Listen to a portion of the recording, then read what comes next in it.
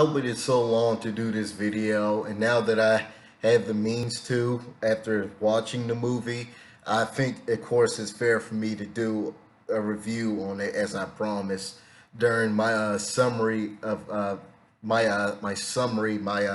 theory on how the Bleach movie is going to work out that I made like a couple of months ago. Um, okay, as you all know, the Bleach live action was put on Netflix at the 14th of September, as you already know. And of course, me knowing that, I was really hyped. I was like, wow, this movie's finally come to America. I can finally see for myself and give you that review that I promised to y'all, like time and time after again. I mean, of course, it comes to no surprise that I'm a fan of Bleach. As y'all can tell from my obvious content, I made numerous of Bleach content. I reviewed the anime. I gave my thoughts on the live action. I gave my thoughts on the movie, and I might be coming up with an upcoming video reviewing the Bleach movie somewhere next month or this month, somewhere depending on my mood. Okay, when the movie first opened up, uh, it started off kind of just like the anime a bit. It started off with Ichigo beating up the thugs who ran over the dead kids' flowers, and he beat them all up because they ran over it.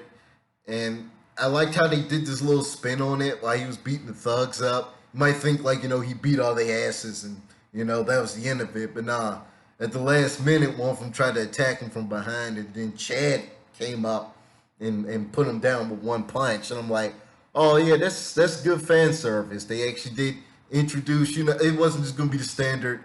He was gonna get up high and each go kick some, and he was like, he beat his ass. But no, actually, they kind of did something more by actually, knocking to the fans, throwing the bone to the fans, like, yeah, remember him, that's Chad and whatnot. Which in general, I actually thought, I'm actually kind of surprised how they pulled off.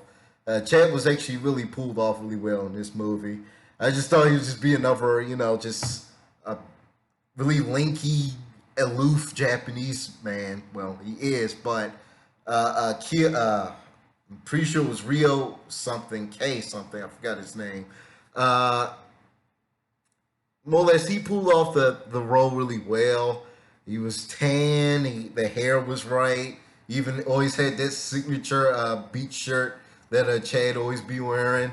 He was aloof just like Chad, but a gentle giant. He was quiet. They actually they pulled off Chad right in the movie, and they mostly pulled off everyone. Just like how people still complained about Rukia's look, about her hair.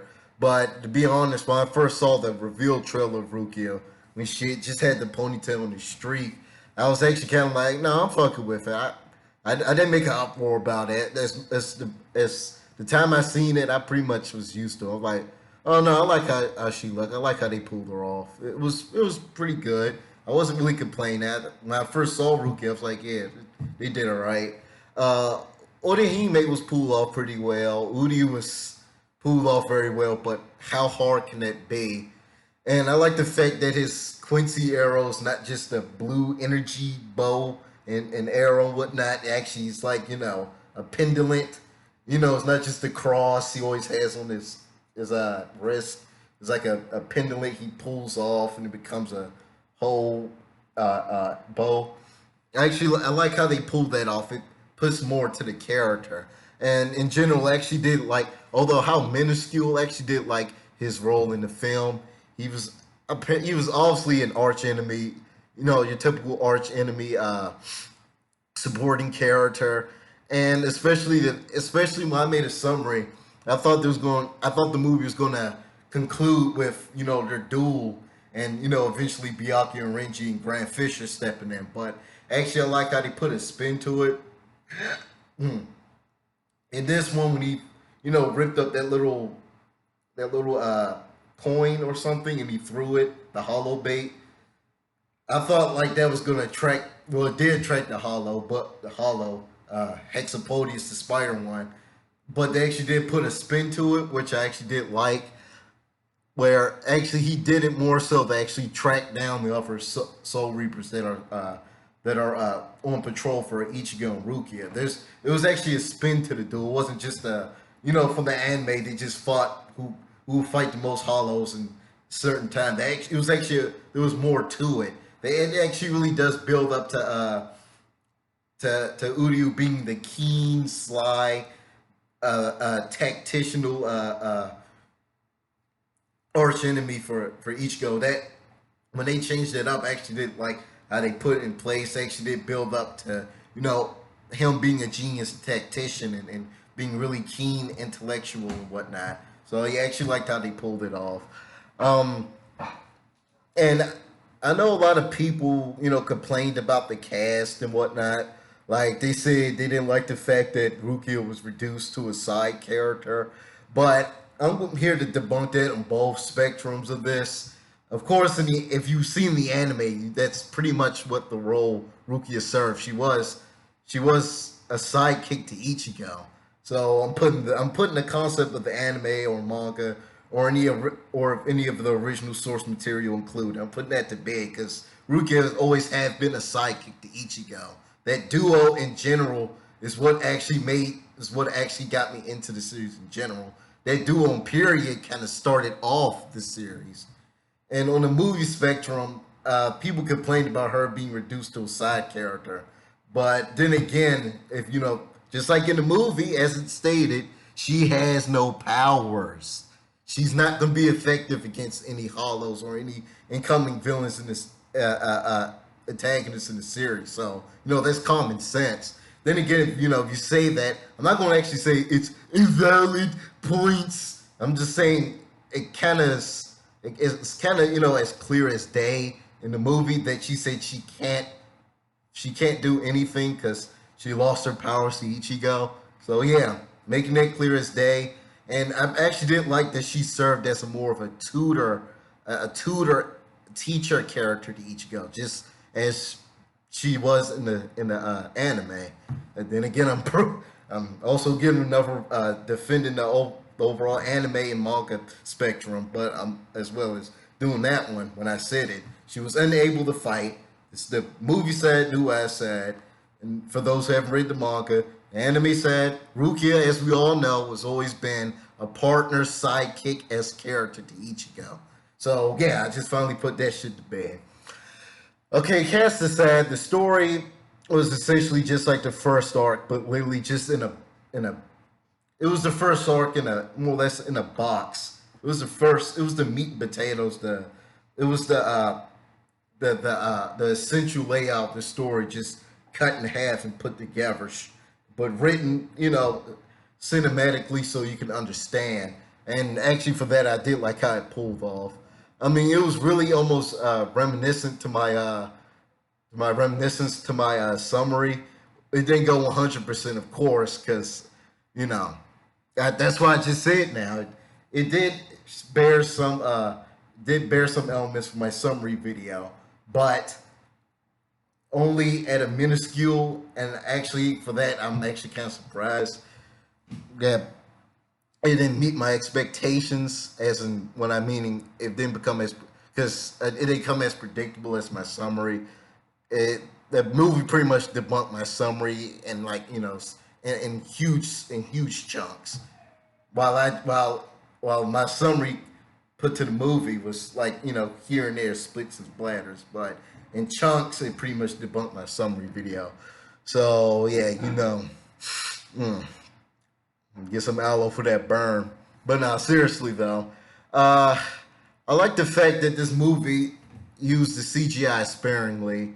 I mean, the CGI wasn't great, but it was. I like the fact that it was sparingly and it was used where it had to be used. It was mostly only used for the hollows or the Quincy bow or if they jumped really high or sped really fast. They used it sparingly, which was actually pretty good. We can say that I could say that for most modern day movies that just use too much CGI.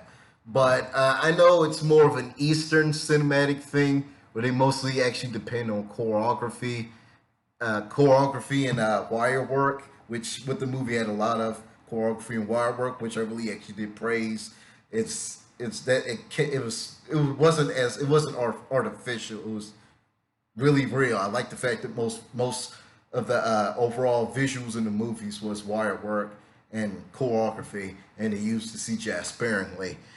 And I know, like I said before, it's in Eastern cinematic style for them to use that the most. So if people complain about the CGI being kind of iffy and ishy, yeah, I can agree with you. It could have been better, but then again, as I said before, it's not in most Eastern cinematic style to have an overuse of CGI. Maybe now, maybe somewhere in the distant future, yeah, you may see more of it, and you can kind of see it on the rise now. But in most Eastern films, martial arts flicks, or even just movies in general from mostly Eastern countries like China and Korea and Japan, they always sparingly use CGI. They're not really big on that. Maybe they're on the rise now, but in terms of movies, cinematics, such as the Bleach film, such as GANTZ, and such as Tokyo Ghoul here and there. Actually, that movie had a chunk of CGI in it, but it was sparingly. Most of it was choreography or wire work or makeup and corn syrup and whatnot. So, but yeah, it's not they're not really big on CGI. They're still on the rise right now, and you can see it. Uh, hmm. Yeah, visually the movie was great. See, and in conclusion, visually it was great. I did like the backgrounds. I actually liked how most of the characters were pulled off. It made it look like cosplay here and there, but it was still convincing enough for me to accept it for what it was. Excuse me. Yeah, visuals was great. CGI could have been better. The characters weren't too cosplayish, and that's pretty much all I gotta say about it. About visuals.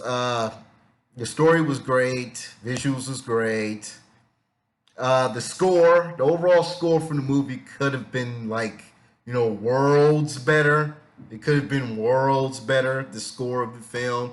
I mean, like literally, if I were to say huge bad things about the movie, which it wasn't because the movie was actually pretty great in general. It was actually pretty entertaining and it's overall good to see Bleach outside of manga and video game in a more televised media. It's good to see in a more televised media outside of mangas and games. Bleach. It's good to see that now. To see Bleach, in televised or theaters. It's good to see it outside the other concepts of media. So yeah, the movie in itself was great, but I have to go back. The score itself could have been better. Score could have actually been like leagues better, like I said before. Like sometimes like the songs would cut on and off and on and off. In some places it's needed, but it's not there. In some places it's not needed. And the musical choices really doesn't 100% fit. It doesn't fit the Bleach live action. The score itself that they picked doesn't 100% fit the movie's criteria, the tone of it, if I can say. Like that little rap one they made that they played when Ichigo got his powers to fight Fishbone. Like that one, it was good, but that song was used so sparingly, and that song, made to get you pumped up. So of course, that song it fit there, but it was just put in wrong scenes. If you get what I'm saying. I mean, I guess the best track and the best tracks in the song would be Mosquito Bite from Alexandros. Like even before I saw this movie and I heard it, we all seen it in the trailers and whatnot. They played it and whatnot. More or less, I actually, out of curiosity, I just wanted to look at the music video, outside the movie or anything. I saw it and I'm like, this song is like really good at Mosquito Bite. Like that song was literally so good. I heard it like 4 times. Like not like I saw it, then left, went back to it, left. No, played it, heard it, played it, heard it, played it, heard it. I literally listened to that song 4 times in a row. How good it was. I love Mosquito Bite. The song is really catchy. It's really good, and it fits the concept and the tone and the situation that each girl's character is going through in the movie. Uh, mm, mm.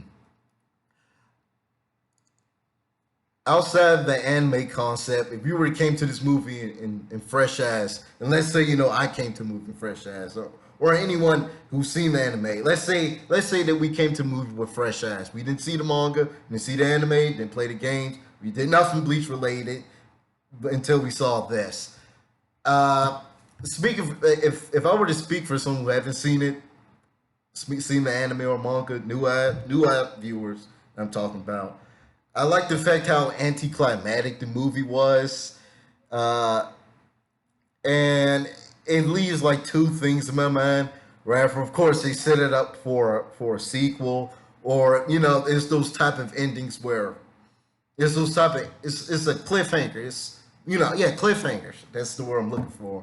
It's a cliffhanger. Like when he opened up the book after he got his memories erased, he opened up the book and it said the little threat Rukia drew in the textbooks is telling when I kill you, and he had that grin on his face. So that could lead up to anything. Like from that, he remembered it from a drop of a hat, or it just sounded really familiar and something ticked in here.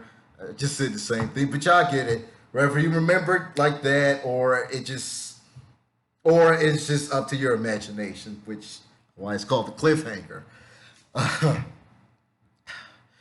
actually liked it most of the betrayals. Sota Fukushi pretty much hit the nail on the head with Ichigo's character.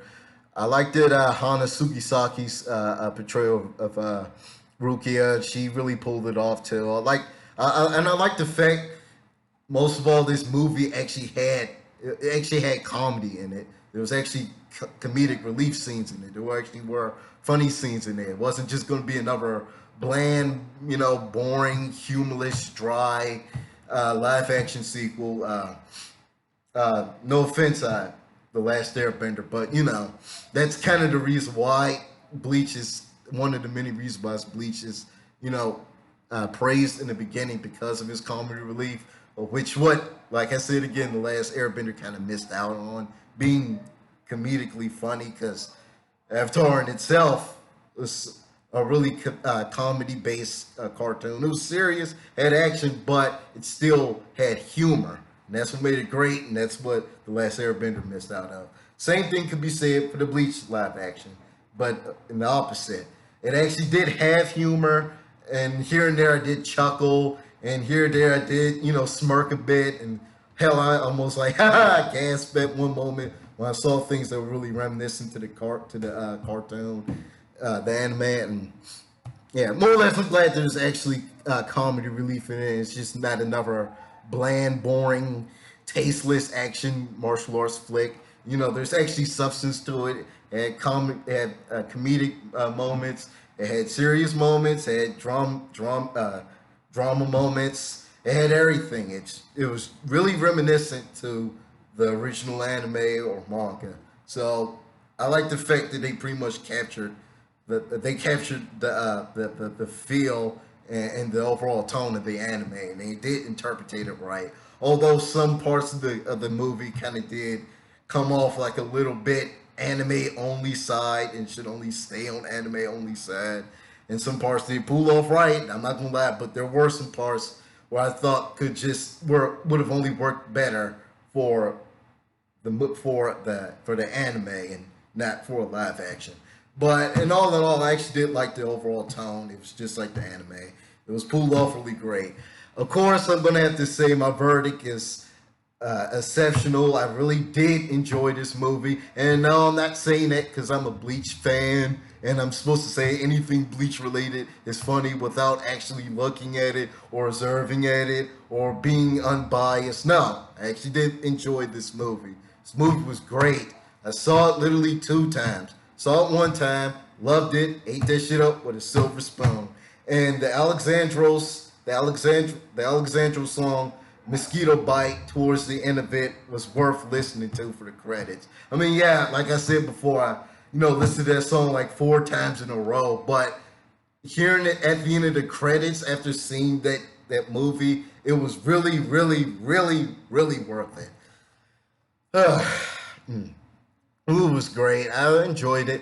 Anyone with new eyes will enjoy it as being a really, a really good, Eastern based martial arts, dark fantasy movie. And anyone, of course, of anime will enjoy it. They'll have their nitpicks, or they'll actually have their legitimate reasons. No, I'm not going to just completely delude anyone who's seen the anime and seen this movie. You may, some of you may have nitpicks, and don't sit up here and lie, because some of y'all will nitpick the movie who have seen the anime, and some of y'all will have legitimate reasons for not liking it or having certain outbursts for the movie. So yeah, I'm just going to leave it like that. I'm not here to upset anyone. Uh, if you like the video, like and subscribe, give notifications if you want to stick around for more videos. And like always, man, oh, and look out for a possible look out for the possible Bleach movie review that I promise in this video that I might make. And like always, man, the Storm is watching you. Oh, and Platinum Equinox said he's writing a script out for the Bleach live action movie review. So make sure to look out for that.